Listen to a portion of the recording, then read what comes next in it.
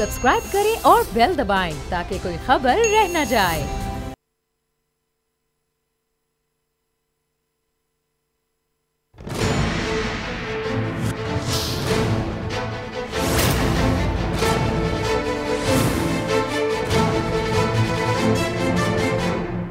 अस्सलाम वालेकुम, मैं हूं नूरुल आरफीन सिद्दीकी और आप देख रहे हैं मेरी जंग। कोरोना का रोना चारसू है। हर रोज़ टेम्परेचर चेक करके हमें ये बताया जा रहा है कि आज इतनी विकेटें गिर गईं, आज इतने खिलाड़ी वेंटिलेटर पे चले गए। कोरोना एक मरतबा फिर ज़ोर पकड़ रहा है। एहतियात कीजिए, खुदारा लिल्ला, अल्लाह का वास्ता, रसूल का वास्ता। ये सब ठीक है, ये सब ठीक है, ये ज़रूरी है। लेकिन दूसरी जानिब जो हरकतें हो रही हैं वो इसे एक सारे मामले को, सारे अमल को मशकूक बता रही हैं। वो हुकूमत जो कोरोना के नाम पर पहले अगियार से बैनुल-अक़वामी इमदाद खैरात वसूल करते नहीं थकती और उसके बाद लोगों को दर्स व तदरीस करते नहीं थकती, यानी अब हमारे टेलीफोन्स पर भी कमबख्त वो टून ऐसी लगा दी गई है कि किसी अल्लाह मारे को फ़ोन करो तो पहले वो जिस खातून की आवाज़ आती है, मुझे तो उस खातून की तलाश है, कहीं से मिल जाए वो। फैसलाबाद में बाकायदा एक सूबाई वजीर और उनके हमनवा यानी उनके तवलचियों की एक बहुत बड़ी तादाद ने बाकायदा एक भरे पूरे ग्राउंड में कबड्डी मैच में शिरकत की है। ढोल ढपाका हुआ है, SOPs के साथ इज्तिमाई तौर पर वो किया गया है जो द्रौपदी के साथ इंडियन फिल्मों में किया जाता था। ताहम उसके बावजूद भी हुकूमत का कहना यह है कि एहतियात बरतिए। बैनुल-अक़वामी फ़्लाइट्स जो आ रही हैं उस पर जो है वो स्क्रीनिंग होगी और फलाना करेंगे और ढिकाना करेंगे। कुछ ममालिक पे पाबंदियां लगा दी, जो यहां हो रहा है उसको कौन रोकेगा? इस बारे में रावी चुप है। असद उमर साहब भी कराची में कोरोना बढ़ने पर मुतफक्किर दिखाई देते थे, कह रहे थे कि शादी की तकरीबात का कोई जवाज नहीं। जाहिर है जब अपनी हो गई तो फिर दूसरों की क्यों होने दूं। ये बात ठीक है,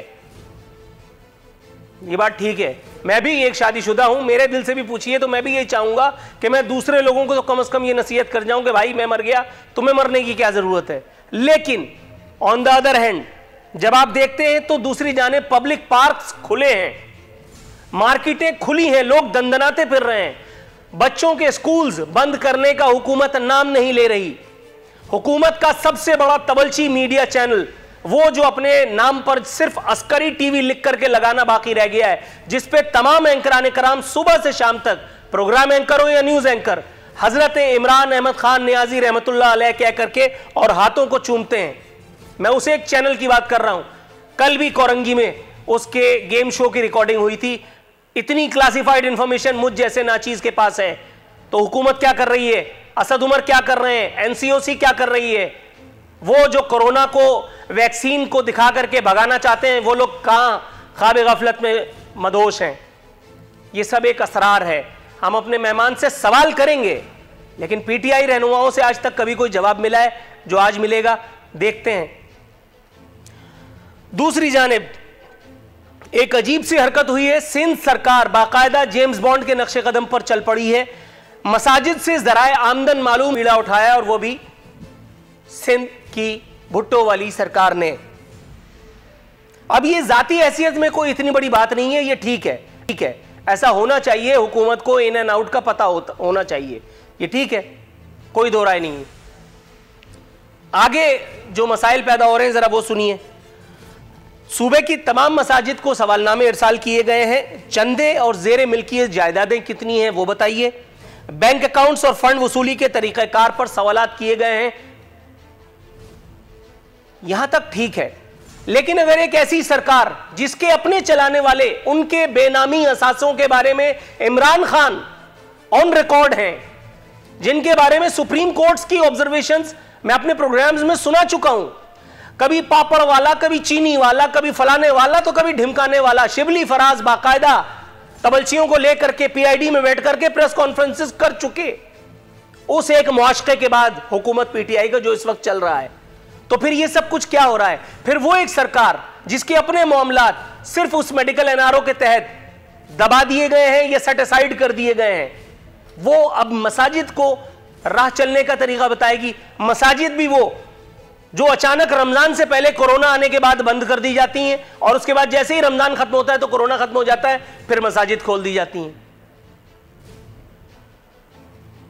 तीसरी अहम स्टोरी, हुकूमत PPP मुआशका कुछ मजीद बेनकाब हुआ है। मुआविन खुसूसी पंजाब डॉक्टर फिरदौस आशिक अमान साहबा बिलावल की तारीफ में रद्बुल लिसान है। कल मैंने बताया था कि एतजाज़ अहसन साहब को अच्छे लगने लगे हैं हमारे प्राइम मिनिस्टर साहब। उन्होंने बताया कि नवाज शरीफ से अच्छा प्राइम मिनिस्टर जो है वो इमरान खान है। कल इस बारे में हम प्रोग्राम भी किया था हमने। फिरदौस आशिक अमान साहिबा ने जो बयान फरमाया है, आखिरी कुछ सतूर लिखने के लायक नहीं थी, इसलिए मैंने उन्हें टैग लाइंस में कवर नहीं किया। फरमा रही थी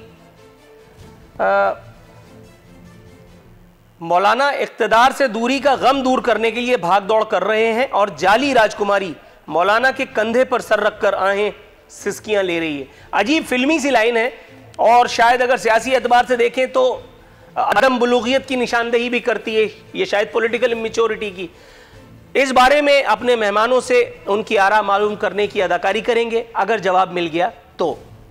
मेरे साथ मौजूद है मोहतरमा जनाब उज़्मा कारदार साहिबा पाकिस्तान तहरीक इंसाफ से, सेनेटर शाहीन खालिद भट्ट साहब बहुत तवील अरसे के बाद हमारे प्रोग्राम में शिरकत का रिस्क उठा रहे हैं पाकिस्तान मुस्लिम लीग नवाज से, मोहतरम नदीम असगर कायरा साहब पाकिस्तान पीपल्स पार्टी से, ये भी काफ़ी अरसे के बाद हमारे प्रोग्राम में शरीक गुफ्तगू होंगे, पाकिस्तान पीपल्स पार्टी के मौज़िज़ रहनुमा हैं। तीनों मौज़िज़ीन को शो में शिरकत पर खिराज अकीदत पेश करते हुए हस्ब रिवायत हस्ब दस्तूर सरकार की जानिब जाऊँगा। मैडम कैसी हैं आप?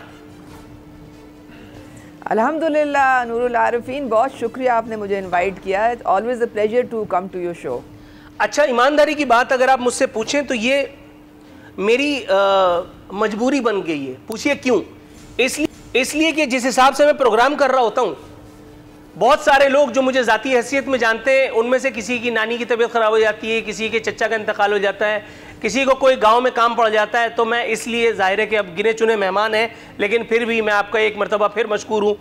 मैडम ये मुझे बताइए, कोरोना बहुत खौफनाक मर्ज़ है, कोरोना की 3rd वेव आ चुकी है, हमने फ़लानी परवाज़ को बंद कर दिया और जो ठिकानी परवाज़ है उससे हम बैरूनी खैरात जो आएगी इमदाद के नाम पर इंशाअल्लाह ताला वो भी हम दिन रात वसूल करेंगे और दिल जमई से वसूल करेंगे। लेकिन ये फैसलाबाद में क्या हुआ, जहाँ उस्मान द ग्रेट बुज़दार या नाम नहाद वसीम अकरम प्लस की सरकार है, उनका अपना एक अनमोल रतन, उनका अपना एक सूबाई वज़ीर सकाफ़त, वो SOPs की खिलाफ वर्जी करता हुआ न सिर्फ पाया गया बल्कि इज्तिमाई तौर पर फुटबॉल खेली हुई है उस एक ग्राउंड में। क्या हो गया मैडम?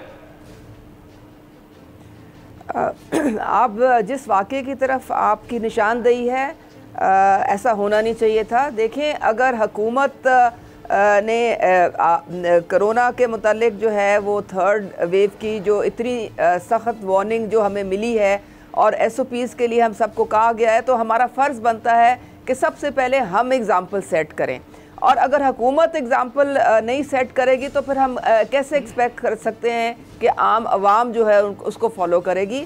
ऐसे नहीं होना चाहिए था। और मेरे ख़्याल में सबको एहतियात करनी चाहिए, ख़ास तौर पे जो हुकूमती जो हमारे नुमाइंदे हैं या हमारे रिप्रेजेंटेटिव्स हैं, उनको तो डबल एहतियात करनी चाहिए कि जहाँ भी जाएँ। जिस तरह हमारी पीछे एक अवार्ड सेरेमनी थी तो वहाँ पे बाकायदा SOPs जो आए, प्रेसिडेंट साहब ने आना था कि जी जो भी आएगा अवार्ड रिसीव करने या जो भी उस हॉल में होगा सबका मास्क पहनना ज़रूरी है।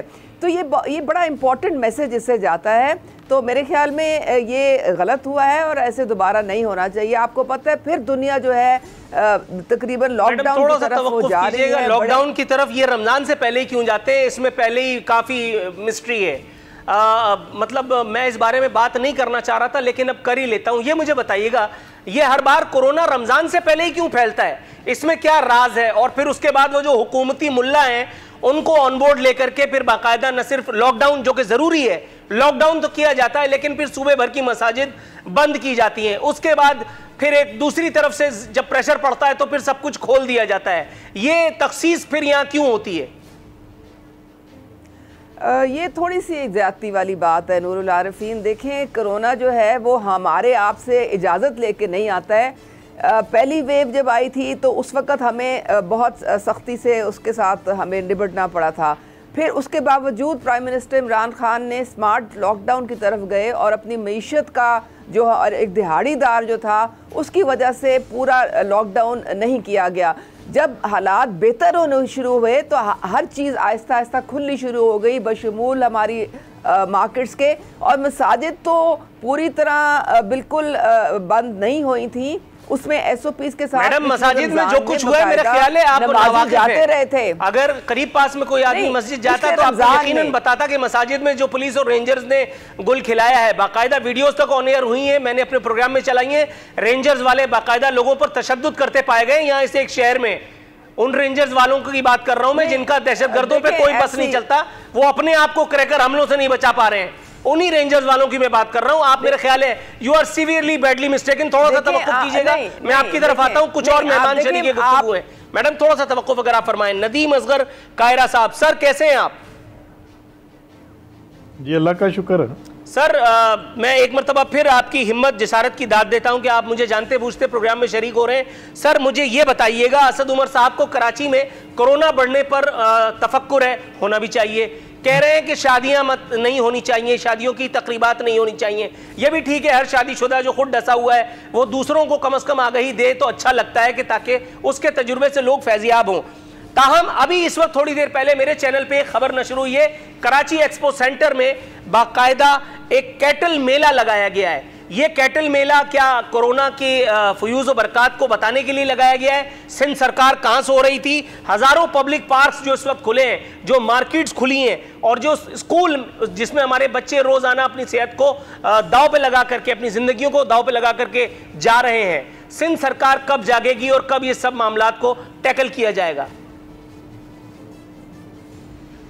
नूरुल आरिफिन साहब, पहली बात यह है कि मैं हमेशा बड़े शौक़ के साथ आपके प्रोग्राम में आता हूँ। मेरा तीसरा चौथा प्रोग्राम है आपके साथ, और मेरी जो बहन बैठी हैं इनके साथ भी मेरा 1-2 प्रोग्राम हुआ है।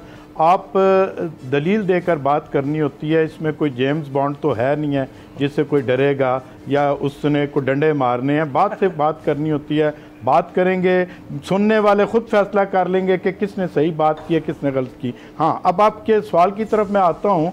बात यह है कि जो मेरी बहन ने कहा, मैं उससे इत्तेफाक करता हूँ कि जो लीड कर रहे होते लोग होते हैं वो रोल मॉडल होते हैं।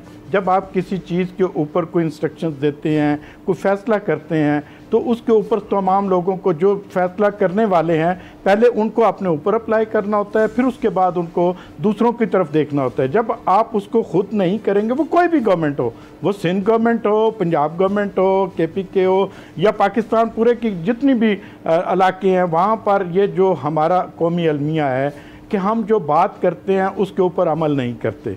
क्यों? देखें ना, पूरी दुनिया में अगर आइन और कानून तो हमारे मुल्क में भी मौजूद है, लेकिन इम्प्लीमेंटेशन नहीं होती। जब इम्प्लीमेंटेशन नहीं होती तो जिसकी वजह से जो है कानून को तोड़ा जाता है, जो ताकतवर लोग होते हैं वो अपने ऊपर उसको अप्लाई नहीं होने देते, जिस वजह से ये तमाम के तमाम मामलात जो हैं वो बिगड़ते हैं। मैं समझता हूँ कि जो चीज़ हम मुतफ़िक़ा तौर पर हम फैसला कर लें, उसके ऊपर मैं समझता हूँ कि हमें कौम के सामने एक रोल मॉडल के तौर पर आना चाहिए। जी, ये कोई भी गवर्नमेंट हो जी। सर ये तो ठीक है, लेकिन इसमें मेरा सवाल गायब हो गया आपकी इस तकरीर में।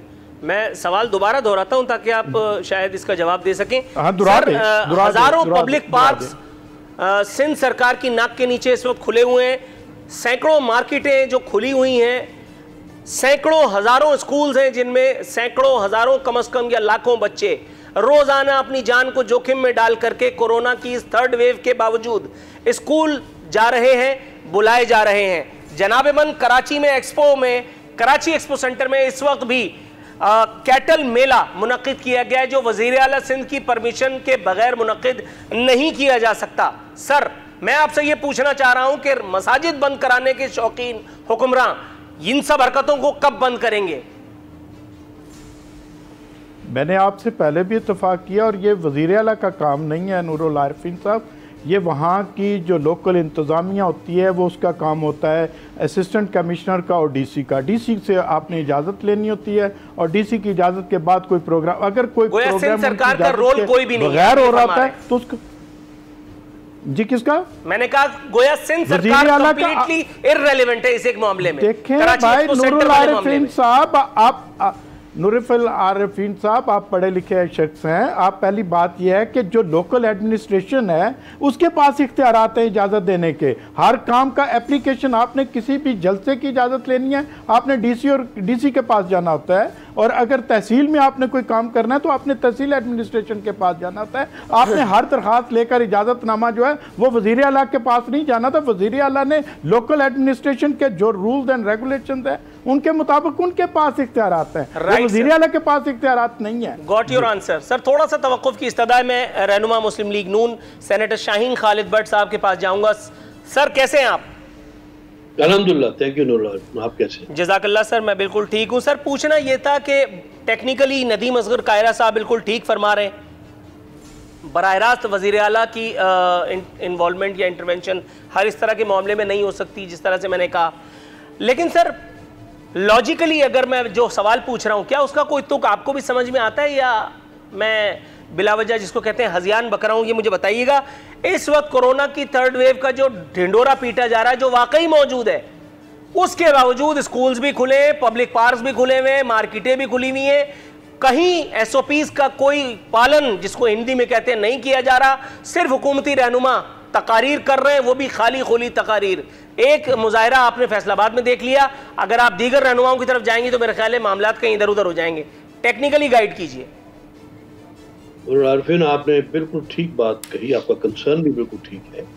गुजारिश ये है कि ये जो एटीट्यूड है और ये जो पूरा कोरोना को या इस पूरी पेंडेमिक को पॉलिटिकली इस्तेमाल करने का जो स्पिरिट है, इट कम्स फ्रॉम फेडरल। आप गौर करें आप कि इवन इतना कुछ कहने, हमें पता था कि हमें ये कुछ तकरीबन 4-5-6 वीक पहले से ये फील होना शुरू हो गया था कि रमज़ान आने वाला है, और कुछ मार्च का बातचीत हो रही थी, और उससे पहले ही जो कोरोना जो है वो एक्टिवेट हो गया था बहुत ज़्यादा। अब उसके ऊपर मैं बहस इसलिए नहीं करना चाहता कि हो सकता है ये ठीक ही बात हो। मैं ये नहीं कहना चाह रहा कि ये सारी गलत किस्म की जो डाटा दिया जा रहा है वो ठीक हो, डाटा भी हो सकता है और इसके ऊपर एहतियात भी करनी चाहिए। लेकिन ये एहतियात जो है, आप देखिए ना, प्राइम मिनिस्टर, मैं टॉप से शुरू करता हूँ, जिनको बड़ी तकलीफ की बात है कि उनको जो है वो पॉजिटिव भी उनका रिजल्ट आ गया है, तो बड़ी गलत बात है।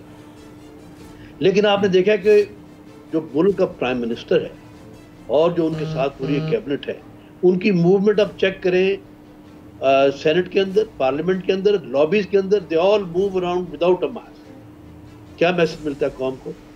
क्या कौम को बेवकूफ़ बना रहे हैं? क्या सच बोल रहे हैं? वाकई ये जो वायरस है ये इतनी शदीद है, और अगर है तो देखिए कौन गाइड बनेगा, हमारा रोल मॉडल कौन बनेगा? जो गवर्नमेंट के हीरो हमारे प्राइम मिनिस्टर हैं। लेकिन आप गौर कर लीजिए कि उनका एटीट्यूड ये है कि वो अंदर उनको कहने के सुनने के बगैर, वो बिल्कुल मास्क के बगैर, जो कैमरा आ गया तो मास्क को क्या गायब कर दिया मास्क को। तो सर गुजारिश है कि ये एटीट्यूड जो है ये तो हर तरफ टॉप से आ। थोड़ा सा तवक्कुफ अगर आप फरमाएं, मैं मोहतरमा उज़मा कारदार साहिबा से इसी बात का जवाब ले लूं। मैडम, एक तो इस एक राय पर, इस एक बात पर तबसरा फरमा दीजिए काइंडली, और दूसरा मेरा सवाल भी साथ साथ ले लीजिए। मैंने जैसे कहा कि शादी की तकरीबात की राह में रुकावट बन करके खड़े हुए हैं वफाकी वजीर, NCOC के सरबराह हैं। मैडम, स्कूल बंद करने के हवाले से अभी तक कोई बात सामने नहीं आई है। मार्केट्स खुल रही हैं, बाकायदा बवांगे दोहल खुल रही हैं, धड़ल्ले से खुल रही हैं, कोई SOPs का ख्याल नहीं रख रहा। उस बारे में क्यों ख्याल नहीं आता वजीर मौसूफ को? नूरुल आरिफीन, आपको मेरे ख्याल में सही इन्फॉर्मेशन किसी ने पास ऑन नहीं की है। पंजाब में हमारे जितने स्कूल हैं वो बंद हो चुके हैं। नहीं, मैं पंजाब में नहीं प्रोग्राम कर रहा हूं, मैं आपको ये बता रहा हूं कि मैं जिस शहर में हूं, जिस शहर से हमारे ये वजीर साहब इलेक्ट हुए थे, वो वजीर साहब जो पेट्रोल 40 रुपए में चाह रहे थे, मैं उनकी बात कर रहा हूं। आप बात को पंजाब घसीट के ले गई, मैं पंजाब की बात नहीं कर रहा हूं। मैडम, आप पाकिस्तान की बुनियाद के हवाले से अगर आप बात करेंगे, कराची से होते हुए फिर पंजाब चलिए तो मैं चलता हूं। देखें, शफकत महमूद साहब ने अक्रॉस द बोर्ड, वो फेडरल मिनिस्टर हैं, सारे स्कूल्स उन्होंने बंद होने का जो है वो इंस्ट्रक्शन पास कर दी थी, और यहाँ पे पंजाब में सब स्कूल बंद हैं, कोई स्कूल इस वक्त नहीं खुला हुआ है। और ये जब तक 1 अप्रैल तक जब अगर कोई सिचुएशन बदलेगी, मैडम, तो मैं दोबारा सवाल दोहराता हूँ, काइंडली पे अटेंशन। थोड़ा सा तवक्कुफ अगर आप फरमाएं, मैं दोबारा सवाल दोहराता हूँ, kindly pay attention. Asad Umar Karachi में कोरोना बढ़ने पर मुतफक्किर शादियों की तकारीब का कोई जवाज नहीं, ये कहना है वफाकी वजीर का। अब दोबारा सवाल कर रहा हूं कि एनसीओसी के सरबराह कराची के हवाले से बयान दाग कर फारिग हो गए, बरीउज़ जिम्मा हो गए, स्कूल बंद करने की नौबत नहीं आएगी, सिर्फ बयान देना उनकी जिम्मेदारी है या प्रैक्टिकली अमलन कोई काम भी करना फरमाएंगे? देखें, मुझे समझ नहीं आती कि कराची के स्कूल क्यों खुलें, क्योंकि अगर ये डिसीजन ली गई है तो ये पूरे पाकिस्तान के लिए लिए गए। ये ऐसे थोड़ी है कि आधे पाकिस्तान के स्कूल बंद कर दें और एक सूबे के आप खुले रखें। जब बाकी सारे सूबों में बंद हो गए हैं तो कराची की हुकूमत को चाहिए कि वो भी एनसीओसी के जो फैसले हैं उसके मुताबिक अपने स्कूल बंद करे। शफकत महमूद साहब को अगर हरकत में लाया जाता तो बेहतर नहीं था मैडम? एनसीओसी का सरबराह वाज़े हिदायत देता तो सूबे पाबंद होते इस एक बात पर अमल दरामद के। क्यों नहीं किया गया? सिर्फ हवाई फायर करके फारिग हो गए। एनसी नहीं, ऐसी कोई बात। देखें, एनसीओसी जो है उसमें सारे सूबे रिप्रेजेंटेड हैं, सारे सूबों के चीफ मिनिस्टर रिप्रेजेंटेड हैं, तो वो कोई एक सूबे का कोई फैसला नहीं होता, वो पूरे मुल्क मैं यही कह रहा हूं कि सरबराह एनसीओसी ने कराची में स्कूल बंद करने के अहकामात क्यों नहीं दिए? वो एक फर्जी बयान जो उन्होंने दागा, उसको देख करके वो अपनी जिम्मेदारियों से ओहदाबरा हो गए। मैं नूरुल आरिफीन, मैं आपको वसूख से कह सकती हूँ कि वहाँ पे भी स्कूल बंद होने का जो है वो जो उनको हिदायत दी गई हैं। ये हो नहीं सकता कि NCOC right ma'am, thank you so very much. और इसी के साथ आपने ये बता दिया, हिदायत तो दी गई हैं सूबाई वजीर की जानिब से, ताहम यहाँ पे भी सूबाई वजीर की, बल्कि वफाकी वजीर की, सॉरी, उनकी रेट, उनके बयान की रेट, उनकी बात की रेट इतनी है कि सिंध हुकूमत ने उनकी बात तक को लिफ्ट कराने से इनकार कर दिया। स्कूल इस वक्त भी खुले हैं, कोरोना बढ़ता है तो बढ़ता रहे।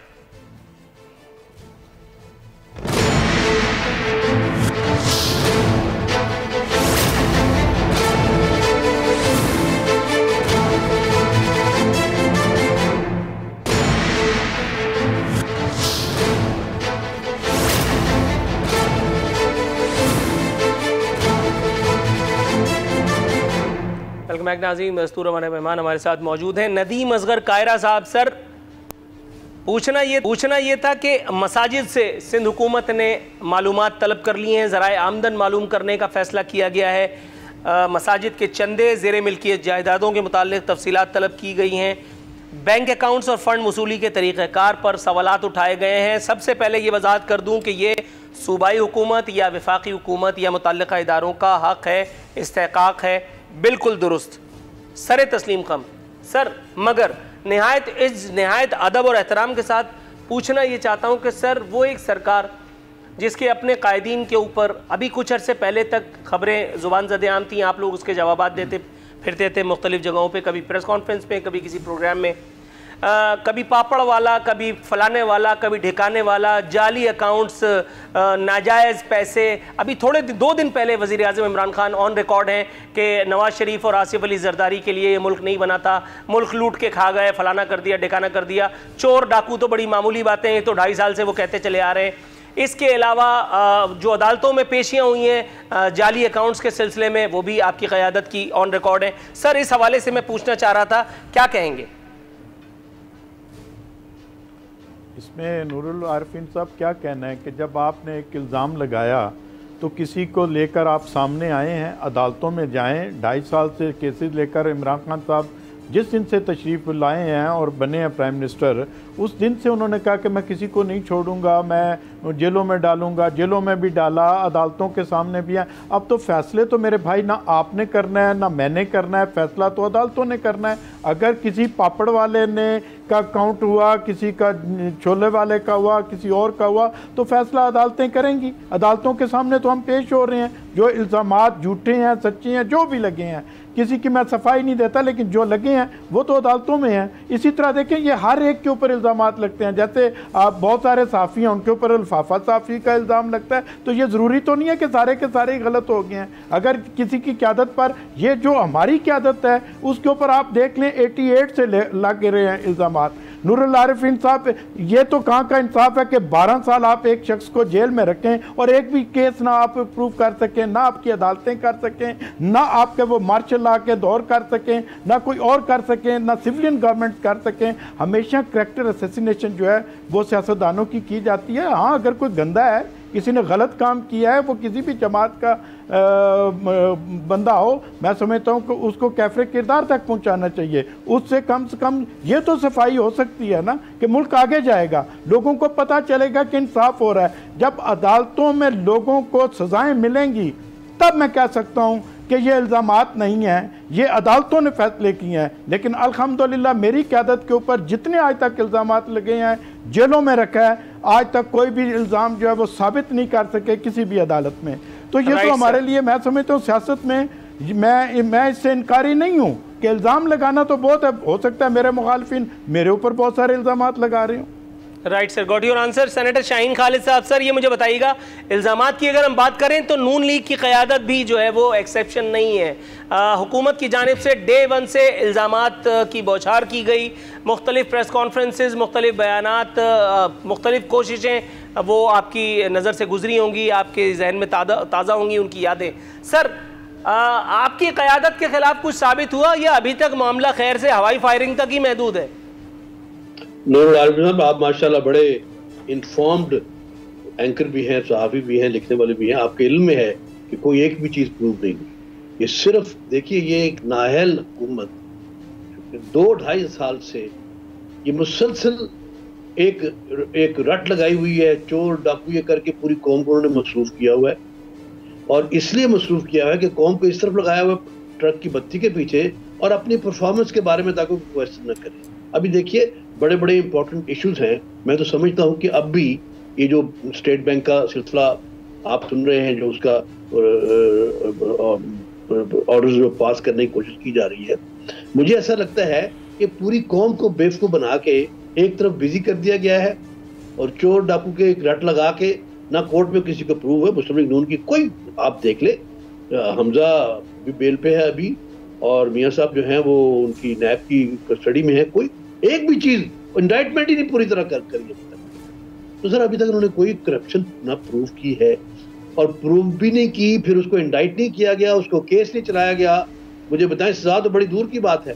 ये तो उनको एक किस्म का एक ब्लैकमेल करने के लिए, अपोजिशन को पूरा एक तरफ बुक करने के लिए और पूरी कौम को सिर्फ ये कह के मुतमिन किया जा रहा है कि ये डाकू हैं, चोर है और इनको मैं पकड़ूंगा नहीं, मैं नहीं छोड़ूंगा, मैं NRO नहीं दूंगा। लफ्ज NRO इतना बदनाम हो गया, आप अंदाजा करिए कि अब आपके सामने मैं कुछ कहना नहीं चाह रहा कि किस किस को NRO जो है मिल चुका है और किस किस ने दिया है, लेकिन जब कहने की बात आती है मैं नहीं छोड़ूंगा, मैं NRO नहीं दूंगा, इस लफ्जों से लोग अब तंग आ चुके हैं। खुदा के वास्ते इस गवर्नमेंट को चाहिए कि अभी थोड़ा सा लोगों को ये भी बताएं कि भाई हम किस काम के लिए आए थे और हम क्या कर रहे हैं और हमने इस गरीब कौम के लिए क्या किया अभी तक।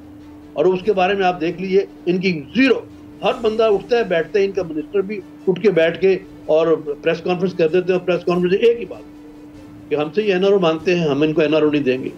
और हम पूछते हैं जब किसने NRO मांगा बताइए, तो कहते हैं मांगे आपने, कोई किसी चीज को अप्रूव नहीं करता। राइट सर, थोड़ा सा तवक्कुफ की इस्तदाए में मोहतरमा उज़्मा कारदार साहिबा के पास हुआ हूँ। मैडम ये मुझे बताइए कि चोर डाकू की सदाएं तो बहुत हो गई, इसी दौरान में अपना गुल फूल जो खिलाने थे वो भी खिलाए जा रहे हैं। कल मैंने बताया था बाकायदा एक ऑर्डिनेंस पास कराया गया है IMF को खुश करने के लिए। 884 अरब रुपए का डाका कल मारा गया था। इस वक्त 100 अरब रुपए से ज़ायद का डाका गैस की सूरत में, गैस की प्राइजेस को अप करने की सूरत में एक मरतबा फिर तजवीज़ आ गई है कि गैस की कीमतें भी बढ़ाई जाएंगी। मैडम IMF को अब यहाँ आने की भी ज़रूरत नहीं है, IMF के लोग यहाँ मौजूद हैं अल्हम्दुलिल्लाह सुम्मा अल्हम्दुलिल्लाह। आपने किसी को कोई मनसब दे रखा है, किसी को कोई मनसब दे रखा है, किसी को कहीं पहुँचाने की कोशिश की गई है ऐवान बाला में, और फिर अगर वो कोशिश पूरी नहीं हुई तो ज़ाहिर है उसके बाद पुरानी वाली नौकरी तो मौजूद है। तो ये मुझे बताइएगा कि वो चोरों और डाकुओं से लड़ते लड़ते ये इतना ज़्यादा आवाम से इंतकाम लेने की क्या ज़रूरत पेश आ गई? और काइंडली मैं आपसे मुल्तमिस हूँ, अल्लाह रसूल का वास्ता देता हूँ कि वो चोर था और वो डाकू से आगे की बात कीजिएगा, कोई कॉन्क्रीट ऐसी बात कीजिएगा कि जिससे पता चले कि आपका फ़लसफ़ा इस एक हवाले से क्या है। साबका हुकूमतों ने जो कर्ज़े लिए थे उसे लेते लेते आपने पाकिस्तान को कर्ज़ों के जितने बोझ में लाद दिया है, मतलब अगर उस डिटेल में हम चले गए तो शायद मामलात इधर से उधर हो जाएंगे। नूरुल आरिफीन, पहले तो सेनेटर साहब की ज़रा बड़ी शॉर्ट मेमोरी है। इनको पता होना चाहिए कि इनका जो लीडर है नवाज शरीफ, वो ताहयात नाअहल है। 10 साल और 7 साल की भी उसको सज़ाएं मिल चुकी हैं, और जो मरियम नवाज है वो भी कन्विक्टेड है। तो ये ज़रा मेहरबानी करके अपना रिकॉर्ड सीधा कर लें कि जी कोई कन्विक्शन नहीं है, और ये सारे केसेस इनके अपने अदवार के एक दूसरे के खिलाफ है। हमारे हार्डली मेरे ख्याल में 5% भी हमारे अदवार में कोई केस इन पे नहीं हुआ होगा। अब मैं आपकी बात पे आती हूँ। आप कहते हैं कि IMF के जनाब आपने हवाले कर दिया है कौम को। IMF के हवाले तो ये 35 साल से पूरी कौम है, 21 दफ़ा IMF के पास जा चुके हैं। नहीं, आप तो तब्दीली वाले थे। इतनी गुंजाइश आपने कोशिश की थी, हमने कोशिश की थी। आपने कहा कि IMF वालों से, आपने IMF वालों से ये कहा कि तुम लोगों को आने की जरूरत नहीं है, अपना एक एक आदमी दे दो। एक आदमी लेके वफाकी वजीर बना दिया, 2 को आपने जो है स्टेट बैंक हवाले कर दिया, गवर्नर और डिप्टी गवर्नर बैंक बना दिया। जब आपके पास इतने पैसे आपके खजाने में ना हो कि आप तनख्वाहें दे सकें, तो फिर आपने करना क्या है? तो फिर हमने IMF और वर्ल्ड बैंक से उनके नुमाइंदे उधार लेने। जब आपकी जितनी आपके पास जितनी रेवेन्यू है वो सारा आपका आधा तो डेट सर्विसिंग में चला जाता है, तो फिर आपने कहाँ से पैसे लेके आने हैं? जब आपकी टैक्स बेस पूरी हमने कोशिश की कि हम ब्रॉड करें, 8 लाख सिर्फ टैक्स देते थे, अब वो 16 से 17 हुआ है। अब पिछले 1-2 महीने से हमारा टैक्स हदफ जो है वो टारगेट पे है। लेकिन इन हालात में इकोनॉमी आपकी बिल्कुल जो थी आपकी 0 मीटर पे जा चुकी नहीं, लेकिन तो ऐसी जो सूरत हाल आप बता रही हैं, अब तो मैं रो ही पड़ूंगा। जितने आपने खौफनाक नक्शा खींचा है, उसी जिसको कहते हैं इसी पादाश में आपने ये 50 वजीरों का जिसको कहते हैं बोझ इस कौम पर लाद दिया है। वो वजीर उस वक्त हॉलैंड का था या अल्लाह मारा पता नहीं कौन था, वो मोटरसाइकिल पे जाता था या साइकिल पे जाता था। उसके बाद फिर हमारा वाला जो है वो हेलीकॉप्टर पे जाने लगा। ये आपने इसी जुर्म में हम लोगों को ये सजा दी है। जनाब इमाम, इस बात पर आपका तबसरा चाहूंगा कि सर मुल्क की हालत बहुत ख़राब है, पैसे नहीं है, इसलिए हम IMF से उधार लेने के बजाय उनके नुमाइंदे ही ले लेते हैं। एक को इधर रख देंगे और 2 को उधर रख देंगे, तो उसके बाद इंशाअल्लाह ताला मईशत की गाड़ी अच्छी चल जाएगी। कुछ फरमाइएगा। हाँ बिल्कुल, उन्होंने बजा फरमाया आपने, और आपकी बात में बड़ा वज़न है कि IMF के नुमाइंदे जब आ जाएंगे तो जिस तरह गवर्नमेंट के नुमाइंदे आगे से जवाब दे रहे हैं वो भी बड़े काबिल गौर हैं। वो कह रहे हैं कि जब हम आए थे तो कर्ज़ों में डूबा हुआ था, तो हमने 35 अरब डॉलर के कर्ज़े जो हैं वो वापस कर दिए, और 45 अरब का कर्ज़ा जो है वो अभी भी मौजूद है। जिस तरह की आपने बात की है, तो ये तो चीज़ें साबित हो रही हैं कि जब IMF के नुमाइंदे यहाँ पर बैठे होंगे, इससे पेशतर भी हुआ है, वो गवर्नमेंटों में होता रहा, लेकिन जो इस नालायक गवर्नमेंट ने जिस तरह के नुमाइंदे बिठाए हैं, इनकी नालायकी की वजह से, जिनकी कमांड ना होने की वजह से वो लूट मार मची हुई है, जिसका अंदाज़ा अभी पूरी कौम देख रही है, बिजली की सूरत में भी देख रही है, चीनी, आटा, ये सारी चीज़ें जो है सारा का सारा बोझ जो है वो आवाम के ऊपर है। लेकिन इमरान खान साहब एक ही रट लगाए हुए हैं, और उनके नुमाइंदे जो हैं वो एक ही बात कहने पर हैं, NRO नहीं देंगे, ये नहीं करेंगे, वो नहीं करेंगे। लेकिन हमारी बदकिस्मती ये है कि हमारे मुल्क में IMF के नुमाइंदे अब बैठ गए हैं। इनको निकालना शायद आने वाली जो गवर्नमेंटें होंगी उनके लिए भी मुश्किल हो जाएगा। जब एक अदारे को उनके मुंह के साथ खून लगा देंगे तो वो कैसे चलेगा? इमरान खान साहब की नालायकी की वजह से ये सारा काम चल रहा है। वो मोटरसाइकिल, वो साइकिल, वो जो जिस तरह आप पहले कह रहे थे, वो सारी की सारी चीज़ें चली गई हैं। 45 किलोमीटर जो है वो जी तेल पड़ता है, इस तरह की ये जो आज तक आप नूरुल आरिफीन साहब इस गवर्नमेंट के 106-107 यू टर्न है, जो बात आज तक उन्होंने की हो। पाकिस्तान में बहुत सारे लीडरों को सुना है, हमारे लीडर भी बातें करते रहते हैं, मैं खुद भी करता रहता हूं, लेकिन खुदा की कसम ये पहला प्राइम मिनिस्टर है कि जिसकी मैं बातें सुनता हूं तो शर्म आती है कि काउंसलर लेवल का बंदा भी जब अपना 5 साल के टर्न्योर के बाद अवाम में जाता है तो लोग उसको रोकते नहीं। कहां वजीर आजम? थोड़ा सा तवक्कुफ की सदा यहाँ ब्रेक की कॉल दे दी गई है। वापस आएंगे तो इंशाअल्लाह ताला वजीर आजम के इकबाल को बहाल करने की कोशिश करेंगे। नदीम असगर कायरा साहब ने जो कहा उस पर आप बिल्कुल यकीन न रखिएगा।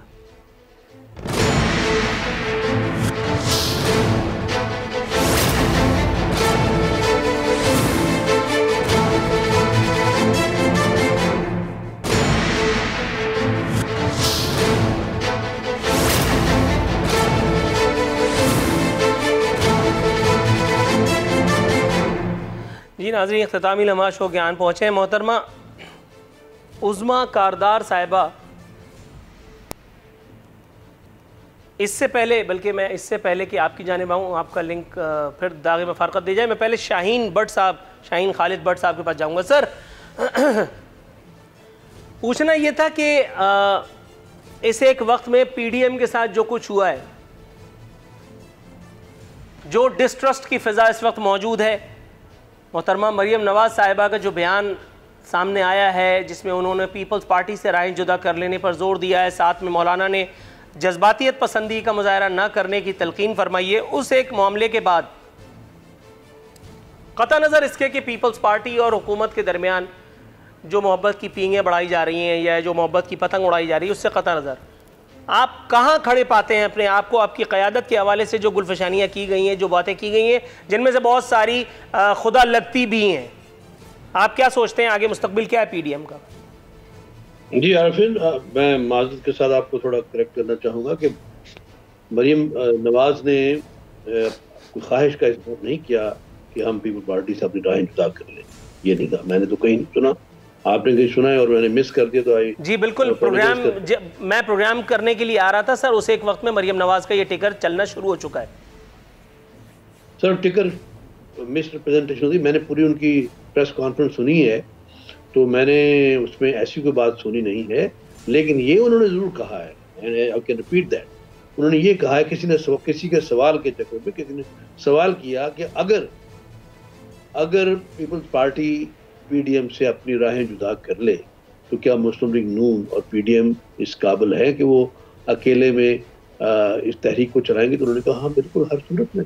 हमने बहुत बड़े जलसे किए, मुस्लिम लीग नून ने भी किए, मौलाना ने भी किए, पहले भी किए, अलग अलग भी किए, इकट्ठे भी किए, तो फिर भी चल सकेंगे, ये बात उन्होंने की। लेकिन उस साथ उन्होंने शदीद ख्वाहिश का इजहार किया, उन्होंने भी और मौलाना ने भी, कि हमारी ख्वाहिश है और ये अच्छी बात है कि पीपल पार्टी एक बड़ी पार्टी है और वो हमारे साथ इस तहरीक में साथ दे। और क्योंकि अभी तो बिल्कुल we are on our way, हमें तो अभी 4 अप्रैल का इंतजार करना है, जिसके अंदर जरदारी साहब ने हमें बताना है। हो सकता है कि वो कहें ठीक है वी आर विद यू, तो सारे मसाइल फिर हल हो जाएंगे, और अगर नहीं होंगे तो फिर उस वक्त पीडीएम जो रह जाएगी वो देखेगी कि यूनानिमसली उन्होंने क्या नेक्स्ट कदम उठाना है।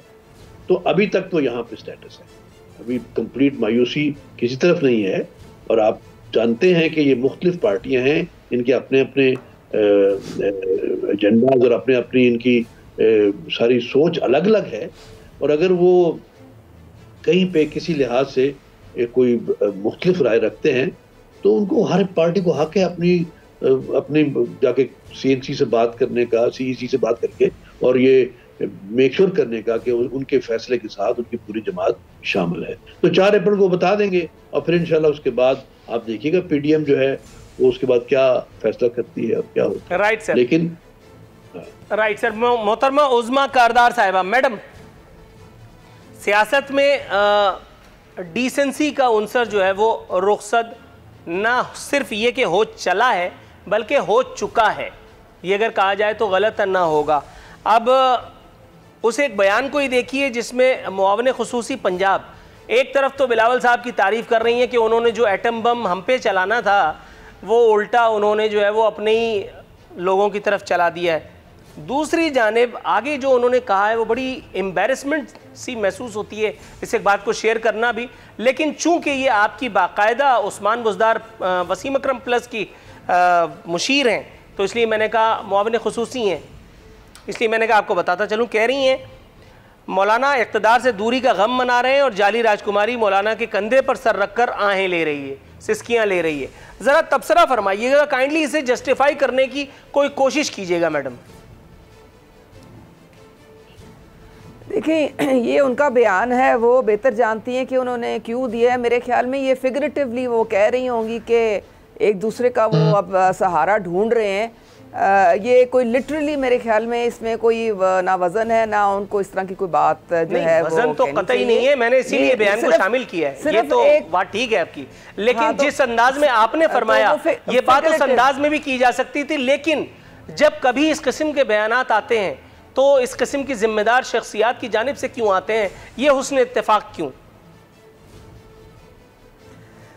देखें, ऐसी बात जो है मैं तो समझती हूँ कि हर एक की रिस्पेक्ट, हमारे जो सियासी तौर पे इख्तलाफात हैं वो अपनी जगह हैं, लेकिन जहाँ पे एक दूसरे की इज़्ज़त का सवाल है तो वो लाजिम करनी चाहिए। कोई ऐसी बात नहीं करनी चाहिए जो कि इनडिसेंट जिसके ज़ुमरे में वो आए। तो मेरे ख्याल में उनका मतलब सिर्फ फिगरेटिव यहाँ पे है और इसके अलावा कुछ नहीं है। दूसरे, ये पीडीएम के मुतालिक थोड़ा सा मुझे भी इजाज़त दें तो मैं दो बातें कर लूँ। ये गैर फितरी एक इत्तेहाद था और अब किस्सा पारीना बन चुका है, क्योंकि आपने देख लिया है कि सेनेट में नून लीग ने भी अपोजिशन लीडर के लिए अपना बंदा खड़ा कर दिया है और पीपल्स पार्टी ने भी खड़ा कर दिया है। तो इन दोनों की जो राहें हैं वो जुदा हो गई हैं। पीडीएम जो अपने आप को 11 जमातों की कहती थी तहरीक, तो उसमें से 5 तो ऐसे हैं जो जिनके पास एक सीट भी पार्लियामेंट में नहीं है। तो पता नहीं वो कौन से इस्तीफ़ों की बात कर रहे हैं। पीपल्स पार्टी अगर जो है वो इस्तीफ़ों की सियासत में बिलीव नहीं करती है, वो इन हाउस चेंज में बिलीव करती है। ये लोग उसमें बिलीव नहीं करते हैं, ये कहते हैं जी हमने तहरीक चलानी है, हमने सड़कों में आना है, हमने इस्तीफ़े देने। तो ये मामला अब ठप हो चुका है और आपने देखा कि इसी की वजह से इन्होंने खुद ही, हमने इनको कुछ नहीं कहा, हमने तो इनको वेलकम कहा था कि हम आपको फैसिलिटेट करेंगे, खुद ही इन्होंने अपनी मार्च वगैरह जो है वो भी मुलतवी कर दी है। तो ये अब आगे इसका कोई फ्यूचर नहीं है, क्योंकि लोगों ने पजीराई नहीं की, लोगों ने इनके साथ ना ये पहले निकले हैं ना बाद में निकलेंगे। इसलिए ये अब आराम करें। 5 साल का mandate prime minister Imran Khan को अवाम ने दिया है, उसकी इज्जत करें। लेकिन मैडम वो उस पर तो खुश नहीं है ना, खत्म होने का इंतजार करें। वो 5 साल में भी तो खुश नहीं है, वो तो कह रहे हैं कि मतलब इंडेफिनिट चाह रहे हैं शायद। वो तो कह रहे हैं 5 साल में कुछ नहीं होता भाई। इस तरह का बयान आपने मेरे ख्याल सुना नहीं है। थोड़ा सा आप इस पे गौर कीजिएगा, मैं आपकी तरफ आता हूं। नहीं, मोहतरम नदीम असगर कायरा साहब, सर काइंडली जरा वजाहत फरमाइए, रोशनी दीजिए। कुछ मैं अपने आप को बहुत अंधेरों में घिरा पा रहा हूं। सर ये कौन सा एटम बम था जो बिलावल साहब ने जो है वो पीडीएम की तरफ करके चला दिया और हुकूमत को उससे साफ बचा लिया? नूरुल आरिफिन साहब, पहली बात यह कि डिसेंटी की बात मेरी बहन कर रही थी तो क्या ही अच्छा होता प्राइम मिनिस्टर को भी बता देती कि मुंह पर हाथ, प्राइम मिनिस्टर की हैसियत से मुंह पर हाथ नहीं फेर कर लोगों को धमकी दी जाती। और अगर फरदौस आशिक अवान साहिबा ने बिलावल साहब की तारीफ़ की है तो उनके साबका लीडर हैं तो अच्छी बात उन्होंने की है कि उनकी तारीफ़ की है, इस पर उनको भी खुश होना चाहिए। दूसरी जो आपने पीडीएम की बात की है तो बात यह है मेरे भाई, एटम बम, हमने कहा कि एटम बम जो है वो इस्तीफे वो हैं कि जो आप लास्ट ऑप्शन है हमारा कि जब चाहें जिस वक्त चाहें हम फेंक सकते हैं, वो एटम बम जो है वो साबित होगा। आप देखें कि आप बार बार बात कर रहे हैं पीडीएम टूट गया, पीडीएम ये हो गया। हमने 4 अप्रैल के लिए टाइम मांगा है कि हम अपनी कमेटी में लेकर जाएंगे, उसमें फैसला करें। देखें ना, आज तक पीपल्स पार्टी ने एमआरडीओ, एआरडीओ हर फैसला देखें। मियां नवाज शरीफ साहब ने कहा कि मैं बाइकआउट कर रहा हूं। पाकिस्तान पीपल्स पार्टी ने जब इलेक्शन थे 2008 के तो जरदारी साहब ने पाकिस्तान खपे भी कहा और मियां नवाज शरीफ साहब को कहा कि आप इलेक्शन का हिस्सा बने, और उन्हें इलेक्शन का हिस्सा बनाया, वो इलेक्शन का हिस्सा बने। और उसके बाद आप देख लें कि पाकिस्तान पीपल्स पार्टी ने फिर कहा, इन्होंने कहा हम बाई इलेक्शन का बाइकआउट करेंगे, हम ये करेंगे। हमने पीडीएम में मिच्योर फैसले करवाए हैं। हमने उन्हें कहा कि अगर आप बाई इलेक्शन करवाएंगे, नहीं लड़ेंगे तो फिर 18वीं तरमीम ख़त्म होगी, सेनेट में उनकी अक्सरियत हो जाएगी, वो तो अपनी मर्जी से फैसले करेंगे। जिससे हम कौम को निजात दिलाना चाहते हैं तो वो फैसले तो वो खुद हम उनको इख्तियार दे देंगे। उस पर भी उन्होंने आमीन किया। आज भी हम यही कहते हैं कि अगर हमने इस्तीफे भी और लॉन्ग मार्च भी करना है तो देखें उसके बाद क्या करना है, ये भी तो बताना चाहिए ना। देखें, अगर इस्तीफे दे दें, असेंबलियाँ तोड़ दी जाए, मुस्लिम लीग और पीपल्स पार्टी तो एक अलग अलग जमात है, ये मेरी ज़ाती राय है, मैं बार बार कहूँगा कि ये मेरी ज़ाती राय है। हमें लाते हैं, हमने इलेक्शन लड़ने हैं। मेरे मुखालिफ जो मुस्लिम लीग नून का कैंडिडेट होगा उसने इलेक्शन लड़ना है, उसके लिए कोई फार्मूला होना चाहिए। कोई ये तो नहीं है कि आप कहें कि असेंबलियाँ तोड़ दें और फिर गैर जमहूरी ताकतों को भी मौका दे दें, और इस तरह नहीं होता। पीडीएम में रहते हुए पाकिस्तान पीपल्स पार्टी ने हमेशा मिच्योर फैसले किए। देखें जिस दिन by election, right sir, kindly थोड़ा सा तवक्कुफ अगर आप करें। सेनेटर शाहीन खालिद भट्ट साहब, sir 30 seconds final remarks. Sir मैं समझता हूं कि ये तमाम यू टर्न्स और ये जो पूरी सेनेट के जो इलेक्शन और ये सब चीजें जो है, आपको मैं समझता हूं कि पूरी कौम को बेवकूफ बनाया जा रहा है। ये स्मोक स्क्रीन है। लेकिन आरिफिन साहब आप देखिए इसके पीछे जो काम हो गए हैं और जो हो रहे हैं, कश्मीर का मसला इन्होंने दफन कर दिया। आप देखिए वो जो लाइन ऑफ कंट्रोल है उसको फिर उसको एक किस्म का उन्होंने एक्सेप्ट तो मैं नहीं किया, लेकिन बहरहाल उसको उन्होंने मटेरियलाइज कर दिया। अब स्टेट बैंक को उन्होंने IMF के कब्जे में देने का मतलब ये है कि आइंदा खुदा न खास्ता जो हमारा एटॉमिक का हमारा जो आर्सेनल है, ये शायद उसके ऊपर भी कंट्रोल जो है वो IMF को देना चाहते हैं। Got your answer, sir. यहाँ मुझे इमीडिएटली वाइंड अप करने की कॉल दे दी गई है। मोहतरम मौज़मा कारदानेटर शाहीन खालिद भट्ट साहब और मोहतरम नदीम अज़हर कायरा साहब, तीनों मौज़िज़ीन का इंतहाई मशकूर हूँ। नाज़रीन, इसी के साथ हमारे प्रोग्राम का वक्त अब खत्म होता है। अगले हफ्ते इंशाअल्लाह बशर्ते फुर्सत बशर्ते ज़िंदगी हाजिर खिदमत होंगे। फ़ी अमान अल्लाह।